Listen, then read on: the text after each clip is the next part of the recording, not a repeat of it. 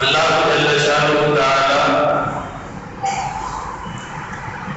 நம் மீது புரிந்திருக்கின்ற பெரும் பெரும் அருட்கொடைகள் எல்லாம் ஆகச் சிறந்த அருட்கொடை அவனுடைய சத்திய மார்க்கம் இஸ்லாத்தை சார்ந்து வாழக்கூடிய நல்பாக்கியம்.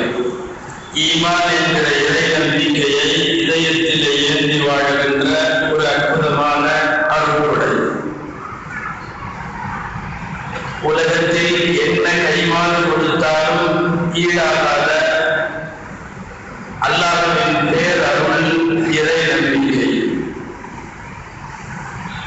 இறைவனை நம்புகிற விஷயத்தில், இறை நம்பிக்கை கொள்ளுகிற விஷயத்தில் உலகத்தில் பலரும் பலவாறு முயற்சி செய்து தோல்விகளை தள்ளியதை நாம் பார்க்கிறோம். இறைவனை குறித்து கேட்கப்படுகிற கேள்விகளுக்கெல்லாம் விடையும் சொல்ல வேண்டும். அவைகள் நெருடலில்லாமல் இருக்க வேண்டும். வளர்கிற விஞ்ஞானத்திற்கு ஈடுபடுத்தவண்ணவும் இருக்க வேண்டும்.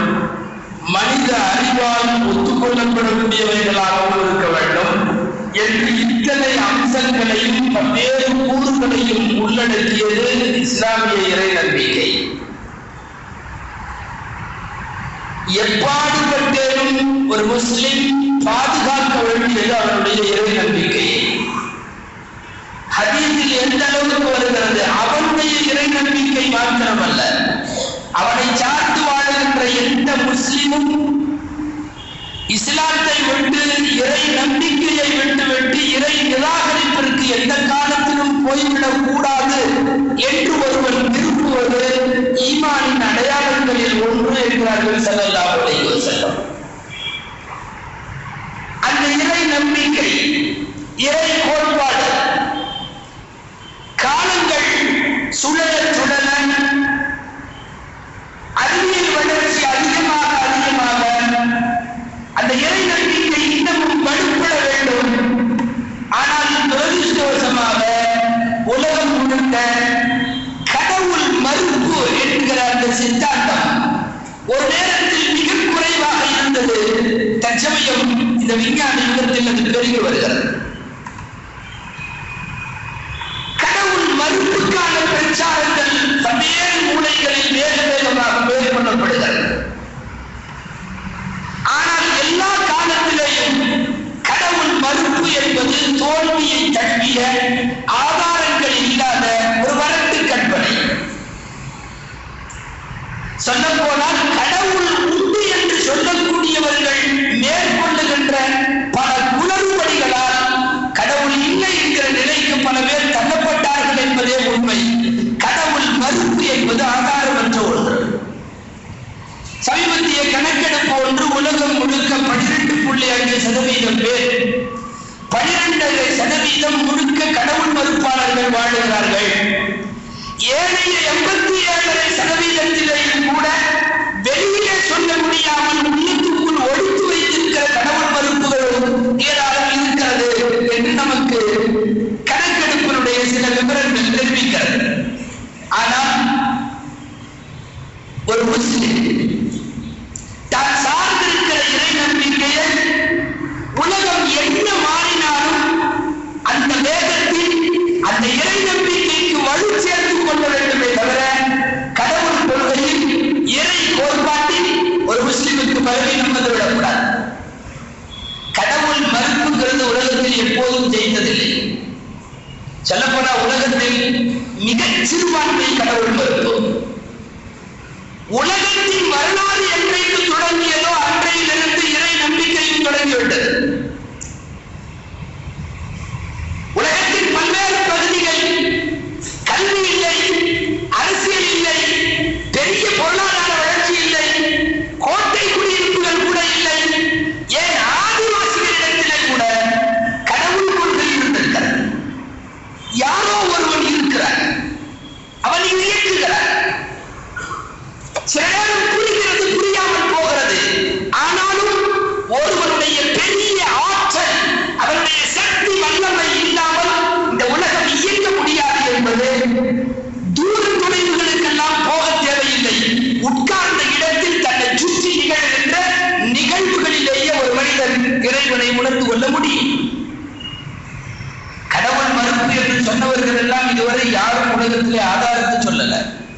கடவுள் இருக்க முடியாது என்று சொல்லுவவர்களுக்கு எந்த ஆதாரம் இல்லை. கேட்டால் சொல்லுவார்கள், உலகத்தில் பெருவெடிப்பு கொள்கை, பிக் பேங் தியரி என்று சொல்லக்கூடிய, திடீர்னு ஒரு நாள் வெடிச்சது, வெடிச்ச உடனே எல்லாம் உண்டாயிருச்சு, மனிதன் உண்டானான், கடல் உண்டானது, மழை உண்டானது, திடீர்னு வெடிச்சு திடீர்னு உண்டாச்சு, ஒரு கற்பனை. கடவுள் மறுப்பு என்பது கற்பனையை தான் ஆதாரமாக கொண்டது. வெடித்திருக்கலாம், வெடித்த பிறகு இப்படி எல்லாம் தோன்றி இருக்கலாம். மறுபக்கம் உலகத்தில் மெஜாரிட்டியாக கடவுள் நம்பிக்கை அவ்வளவாக இல்லாமல் கொஞ்சம் நகர்ந்து நிற்பவர்களை நாம் பார்த்தால், பார்க்க முடியல, கண்ணால் காண முடியவில்லை, நாங்கள் எதையும் பார்த்து நம்புவோம், கண்ணால் காட்டினால் கடவுளை ஒத்துக்கொள்ளுகிறோம் என்று சொல்லுபவர்கள் கடவுள் மறுப்பாளர்களில் அதிகம். ஆனால் உலகத்தில் நிறைய இயக்க விசைகள், நிறைய மூல ஆதாரங்கள் கண்களுக்கு கிடைப்பதில்லை. கருக்கள் என்று சொல்லுகிறோம், மாத்தா என்று சொல்லுகிறோம், பல்வேறு அணுக்கிரகங்களை சொல்லுகிறோம், கண்ணுக்கு புலப்படாது, ஆனால் இயக்க முடியும். அப்படி சொல்பவர்களிடத்தில் முன்வைக்கப்பட வேண்டிய ஒரே கேள்வி, உன் உடம்பில் உயிர் இருக்கிறதா இல்லையா? இருக்கிறது என்றால் காட்டு, பார்க்க முடியாது. ரூஹ் என்பது பார்க்க முடியாது. எந்த வித்தியாசமும் தெரியாத ஒரு இறந்தவனையும் படுக்க வையுங்கள், உயிரோடு இருப்பவனையும் படுக்க வையுங்கள், ரெண்டு பாதியும் ஒரு வித்தியாசமும் இல்லை. அருகாமையிலே போய் பார்த்தால் தொட்டு சில விஷயங்களை உணர்ந்து துடிப்புகளை பார்த்து தெரியலாமே ஒழிய, தொலைவில் நின்று கொண்டு இரண்டு மனித உடல், ஒன்றின் உயிர் இருக்கிறது, ஒன்றில் இல்லை. இருக்கிற உடலில் ரூஹ் என்பது எப்படி எந்த கண்ணுக்கும் கிடைப்பதில்லையோ, ஆனால் அந்த ரூஹ் தான் உடல் முழுவதையும் இயக்குகிறது. உயிர் என்று கண்ணில் புலப்படாத ஒன்றுதான் உடலையே இயக்குகிறது. அதுபோல தான் கண்ணுக்கு புலப்படாத இறைவன் உலகத்தை இயக்குகிறார். அவர் கண்ணுக்கு கிடைப்பதில்லை, ரூஹ் கிடைக்காதது போல், உடலை இயக்குவது போல் உலகத்தின் எல்லாவற்றையும் அவர் இயக்குகிறார். ஒரே ரூஹ் மூளையை வேலை செய்யுமா, கிட்னியை வேலை செய்யுமா, அத்தனையும் பார்க்கும் ஒரு ரூஹ் தான். யாருக்கும் 100 ரூஹ் இல்லை, ஒரே ஒரு ரூஹ் எல்லாவற்றையும் இயக்க விசையில் செலுத்த முடியும் என்றால் உலகத்தின் அத்தனையும் அல்லாஹ் ஒருவனால் இயக்க முடியும். அவன் இயக்கி காட்டுகிறார். கண்ணுக்கு தெரியாததெல்லாம் இல்லை என்று சொன்னால் ரூஹ் என்கிற ஆத்மாவை மறுக்க வேண்டும். வலிக்கிறது என்று சொல்லிவிட்டு பக்கத்தில் ஒருவன் இருக்கிறார், உனக்கு வலி இல்லை, கண்ணாலை காட்டு என்று சொல்ல முடியாது, இது முட்டாள்தனம். அவன் சொல்லுவான், இருக்கிறது, எனக்கு தெரிகிறது. உனக்கு தெரிவதால் வலி இருக்கிறது, எனக்கு தெரியவில்லை, எனவே வலி இல்லை, சொல்ல முடியாது. உலகத்தில் ஊடுருவி பாய்ந்திருக்கின்ற ஏராளமான பொருட்களுக்கு உருவம் கிடையாது. உள்ளுக்குள்ளே அரசாட்சி செய்து கொண்டிருக்கிற ஏராளமான பொருட்களுக்கு உருவம் கிடையாது. கண்ணாலே பார்க்க முடியவில்லை என்பதால் இவைகள் எல்லாம் தள்ளி வைக்கப்படவும் முடியாது. எனவே கடவுள் மறுப்பு என்பது ஒரு வரட்டு சித்தாந்தம், முழுக்க முழுக்க கற்பனைகளை அடிப்படையாக கொண்டு கட்டமைக்கப்பட்ட ஒரு கொள்கை. எனவே அதை விட்டுவிட்டு தான் உலகத்தில் சுமார் 87% பேர் இன்றைக்கு கடவுள் நம்பிக்கை உள்ளவர்கள். ஆனால் அதை தேடுவதில் தான் எத்தனை கோணம்.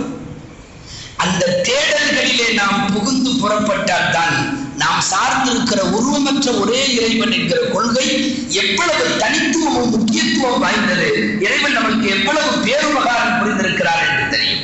உலகத்தில் ஒரே இறைவன் கொள்கை உண்டு, 2 கடவுள்கள் கொள்கை உண்டு, 3 கடவுள்கள் கொள்கை உண்டு, 3க்கு மேல் தாண்டுகிற போது 4, 5 எல்லாம் இல்லை, 33 கடவுள்கள், ஏராளமான கடவுள்கள் உண்டு. உச்சகட்டமாய் இதிலே மனிதர்களை வழிபடுவோர் கூட உண்டு. கடவுளை தேடி புறப்பட்டவர்களின் இந்த பயணம் ரொம்ப நீண்டது. உருவமற்ற ஒரே இறைவன் இஸ்லாம் முன்வைத்து விட்ட ஒரே கொள்கை.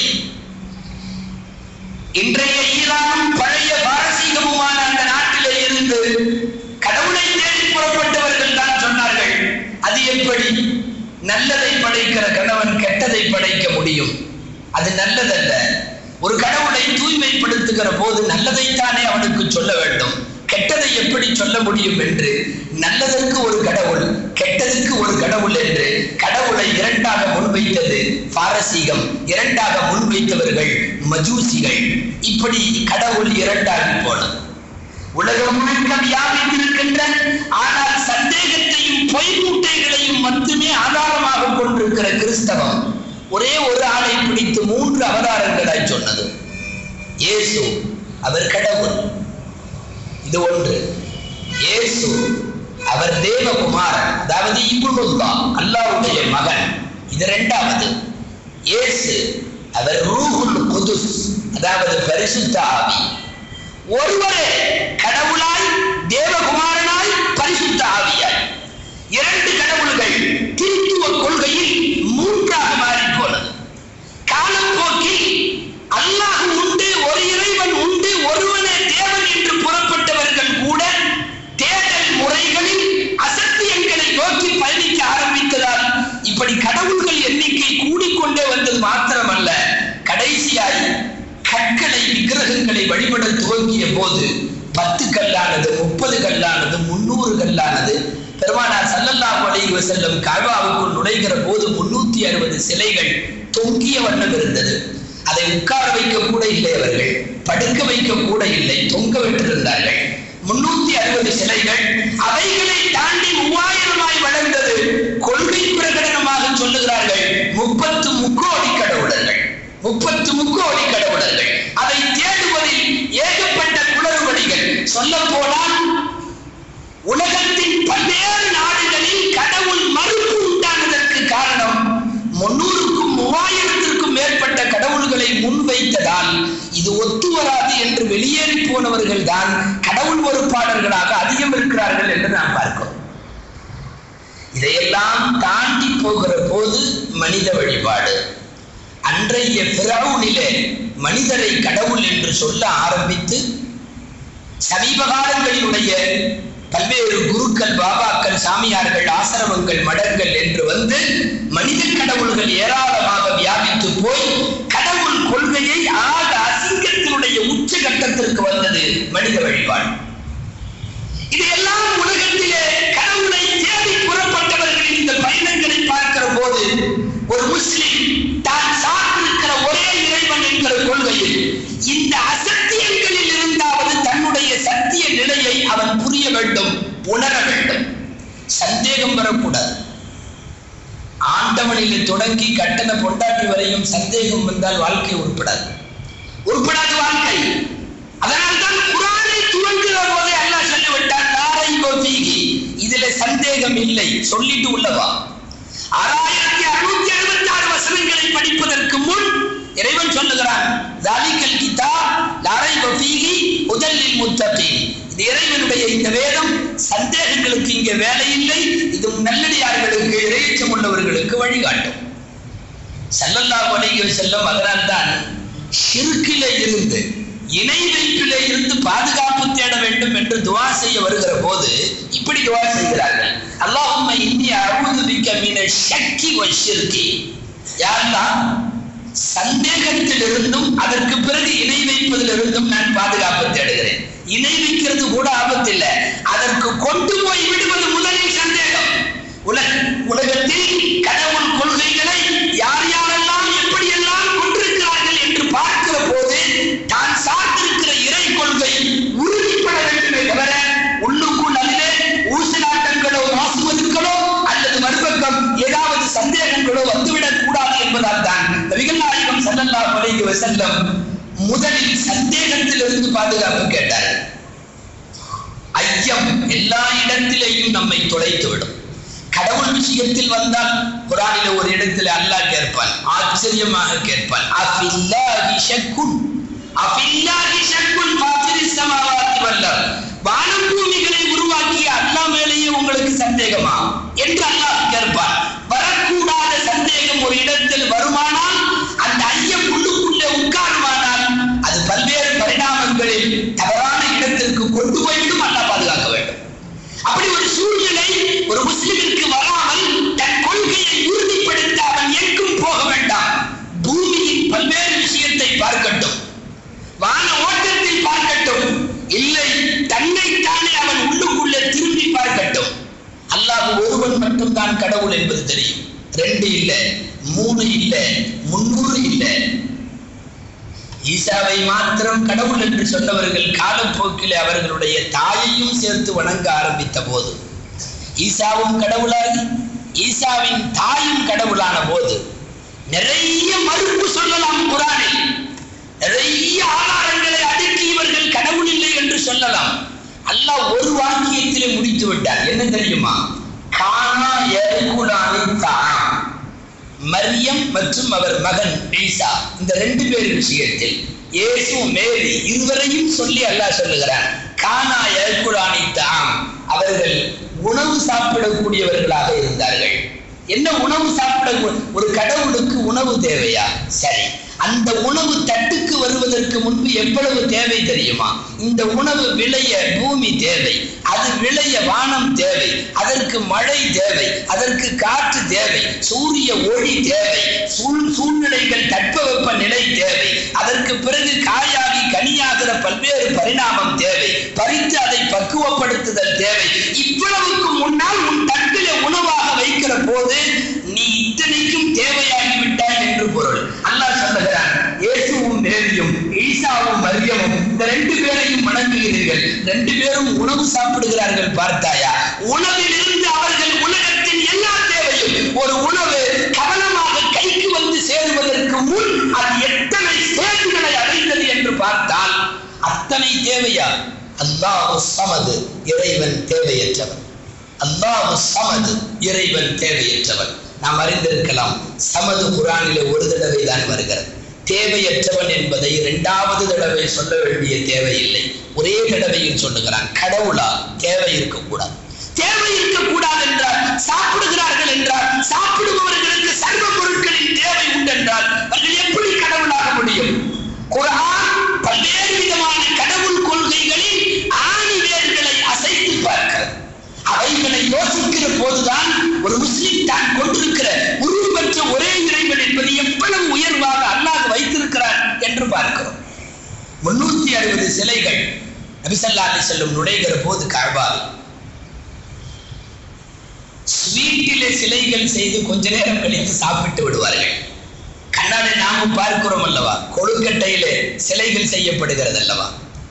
கற்களிலே இருந்ததை எவ்வளவு நாளைக்கு கண்ணிலேயே வைப்பது என்று போர் அடித்து பழங்களிலும் கொளக்கட்டைகளிலும் செய்ய ஆரம்பித்து ஒரு வாரத்திலே உயர்ந்த பீடத்தில் உட்கார வைத்து அதற்கு பிறகு அதை கடலுக்கு கொண்டு போகும் போது அடிக்கிற அடி, அது படுகிற பாடு, ஒரு கடவுளுக்கு இவ்வளவு கேவலங்கள் எல்லாம் வரலாமா? மனித அறிவு யோசிக்க தோன்றுகிறது. சமயங்களில் அது சரியாக கரையாவிட்டால் இரும்புகளால் உள்ளே முக்குவதற்கு படுத்துகிற பாடு, ஒரு கடவுள் என்ன பாடுபடுகிறான் தெரியுமா? உலகத்தில் மனிதர்கள் வடிவமைத்த 300க்கும் மேற்பட்ட 3000த்திற்கும் மேற்பட்ட ஒருவரை வழிபாட்டிற்கு அப்பாற்பட்ட அத்தனை அசத்தியங்களும் இங்கே படாத பாடுபடுகிற போதுதான் உருவமற்ற ஒரே நிலை கொள்கை எவ்வளவு தூரம் உயர்வான இடத்திற்கு வந்திருக்கிறது என்று பார்க்கிறோம். கடவுளை மறுப்பதற்கு சொல்லப்பட்ட எத்தனை கொள்கை எல்லாம் தோத்து போச்சு. ஒரு காலத்தில் ஒருவன் சொன்னான், குரங்கில இருந்து மனிதன் வந்தான், தண்ணியா இருந்துச்சு, தண்ணியில புழு வந்துச்சு, புழு பூச்சியாச்சு, பூச்சி விலங்காச்சு, மிருகமாச்சு, குரங்காச்சு, அதுக்கு பிறகு மனிதனாச்சு. அவனிடம் எல்லோரும் கேட்டார்கள், அதுக்கு பிறகு ஏன் ஆக மாட்டேங்குது? அங்கே போய் நிற்கிறது அல்லவா? நிற்பது ஏன்? போய்கொண்டே இருக்கிற வளர்ச்சி மனிதன் வந்தவுடன் நிப்பாட்டுவது ஏன்? நிப்பாட்ட சொன்னது யார்? குரங்கில இருந்து எவ்வளவு காலம் பிடிச்சதுன்னா, இதெல்லாம் புழுவும் பூச்சியும் ஆகிற அதே காலம்தான் குரங்கு மனிதனாகுவதற்கு தேவைப்பட்டது என்றால் சாத்தியமே இல்லை. குரங்குக்கும் மனிதனுக்கும் இடையிலே உள்ள வேறுபாடு அறிவு. ஒரு மிகப்பெரிய மனிதனுடைய சொத்து அறிவு வந்து ஒருவனுக்கு உட்காருவதற்கு நிறைய காலம் தேவைப்படும். அது எப்படி பட்டுன்னு குரங்கு மாறியது? உண்மை என்ன தெரியுமா? நீ குரங்கு மனிதனாக மாறியது என்கிறாய். குர்ஆன் சொல்லுகிறது, மனிதன் குரங்காக ஒரு காலத்தில் மாற்றப்பட்டான். பனூ இஸ்ரவேலர்கள் அக்கிரமம் செய்த போது கோபப்பட்ட அல்லாஹ் அவர்களை குரங்காக மாற்றினான் என்று குர்ஆனிலே இருக்கிறது. ஃபஜஅல்னா லஹும் வகுல்னா லஹும் கூனு கிரதத்தன் காசியின். அற்பமாக அந்த மனிதர்கள் பாவம் அதிகமாக செய்த போது கோபப்பட்ட நாம் அவர்களை குரங்காக மாறுங்கள் என்று சொன்னோம். உடனே மாறினார்கள். மேல்நிலையில இருந்து கீழ்நிலைக்கு மாறுவது லேசு, உடனே செய்ய முடியும். ஒரு கீழ்நிலையில இருந்து மேல ஸ்டேஜுக்கு அறிவார்ந்த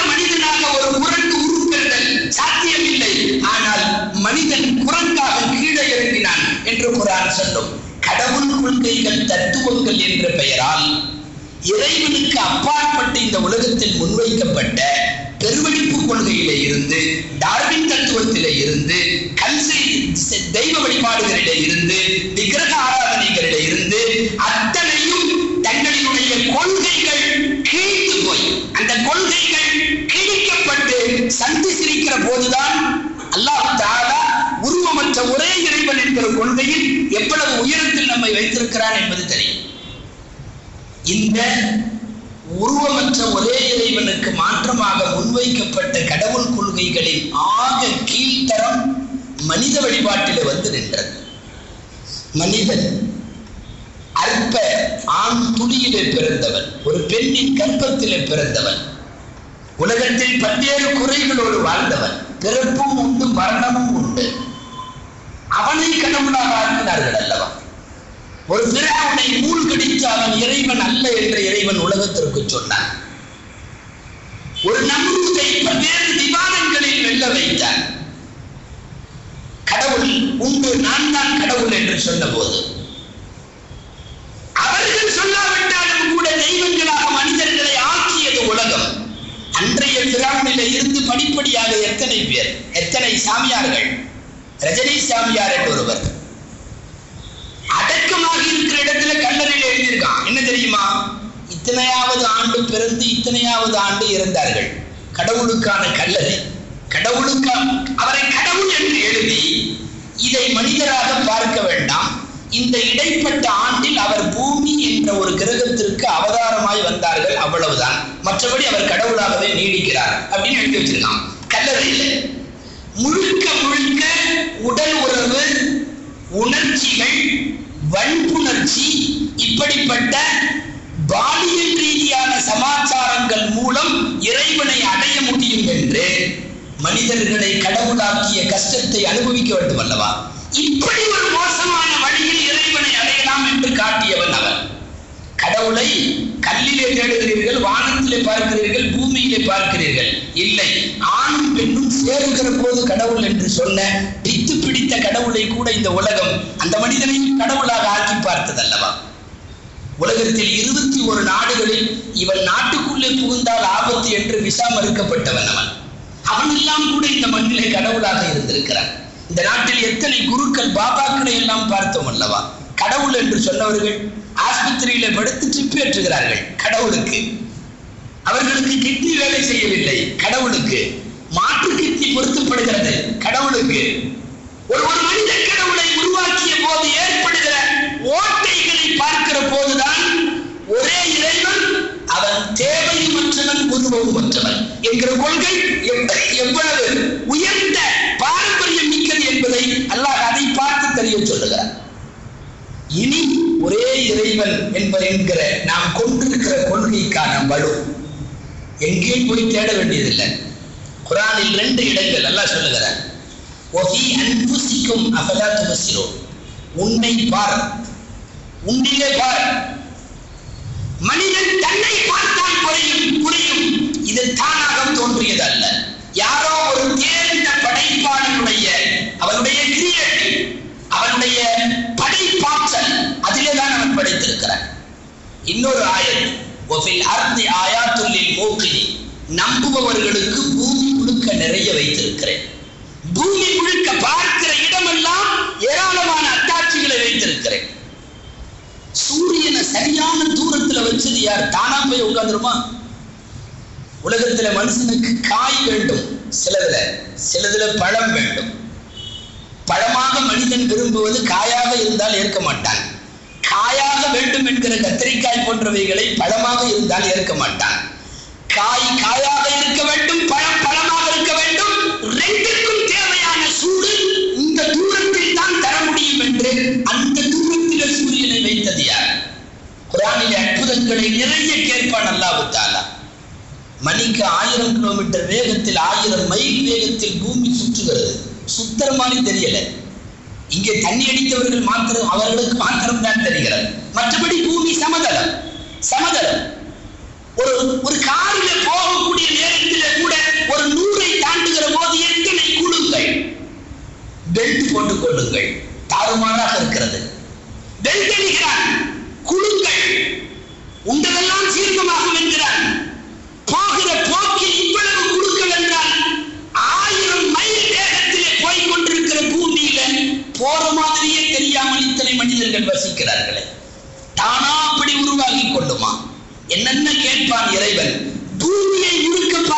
போதும். ஒரு தண்ணி, ஒரு பூமி, ஒரு மண்ணு. ஆனால் அங்கிருந்து விளையக்கூடிய பல்வேறு கனிவர்க்கங்கள் ஒவ்வொன்றும் ஒவ்வொரு சுவை.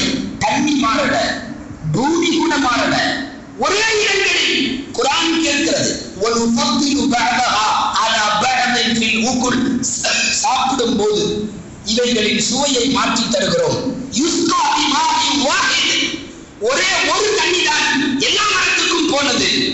தானாக என்றால் ஒரு படைப்பாளனின் தேர்ந்த படைப்பு இல்லாமல் இவைகளெல்லாம் சாத்தியமே இல்லை. உன்னை படைப்பது யார்? மீனிடமிருந்து வெளியே வந்தவுடனே குஞ்சு நீந்துகிறது. கற்றுக் கொடுத்தது யார்? பறவைக்கு பிறந்த குஞ்சு உடனே பறக்க ஆரம்பிக்கிறது. பறப்பதற்கு சொல்லிக் கொடுத்தது யார்? ஒரே மாதிரியான 2 முட்டை, ஒன்று வாத்து முட்டை, ஒன்று கோழி முட்டை. 2 குஞ்சு வருகிறது. ஒன்றை தூக்கி தண்ணீரிலே போடுங்கள், வாத்து முட்டை நீட்டும். இன்னொன்றை தூக்கி போடுங்கள், மூழ்கி போகும். இதற்கு தரையிலே தான் வாழ தெரிகிறது, அதற்கு தண்ணீரிலும் வாழ தெரிகிறது. உள்ளுக்குள்ளே இருந்து அந்த முட்டைக்குள்ளே புகுந்து நீ வெளியிலே போனால் நீ தண்ணீருக்கு போ என்று நினைத்தறியார், நீ தரைக்கு போ என்று பாடம் நினைத்தறியார். உலகத்தில் பார்த்து அறியவும் படிப்பினைகள் பெறவும் நம் கண்ணை சுற்றிலும் இறைவன் ஏராளமானதை வைத்திருக்கிறான். சொல்லுகிறான், பூமியிலே சித்திப்பவர்களுக்கு ஏராளமான அத்தாட்சிகளை வைத்திருக்கிறார். இறைவனுடைய தேர்ந்த படைப்பு.